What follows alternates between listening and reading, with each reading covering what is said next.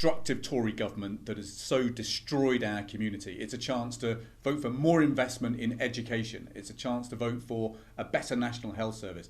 It's a chance to invest in putting more police onto our streets, to build GB Energy, to bring down energy costs, to stop the Tory plan to wipe out £15 billion from the benefits and the welfare budget.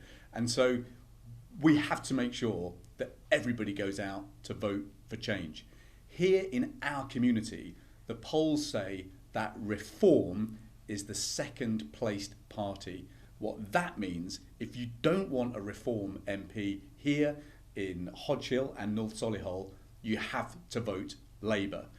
Crucially, it's a chance to vote for someone like me with a strong record of standing up for human rights around the world, including in Palestine and in Kashmir. The Labour position has now changed after many of us, like myself, who broke the whip to vote for a ceasefire before Christmas, have had the argument and won the argument. Now Labour is proposing that we will back an immediate ceasefire. We will surge in aid. We will restore funding to the UN agency. We'll use the law to stop illegal arms selling. We will make sure that the ICC delivers its arrest warrants to prosecute war crimes against Netanyahu. And crucially, we will deliver on that recognition of Palestine. But it's also the chance to elect a government that will take seriously the UN resolutions that have been so forgotten for the people of Kashmir. People like me have been fighting in Parliament with our community for justice for Kashmir for so many years. Now is a chance to make sure at this election that Rishi Sunak, who, let's be honest, has backed India time and time again, is thrown out of office once and for all. So the big challenge that we have in Birmingham is that Rishi Sunak boasted about moving money out of our city and putting it into richer areas like Surrey. That means £1 billion has been taken out of our city. This is the chance to vote for a Labour government that will actually restore fair funding for Birmingham so that we can tackle problems like speeding and fly tipping and the lack of youth services. And that will make a huge difference to the quality of life in our community and, crucially, to the futures for our children.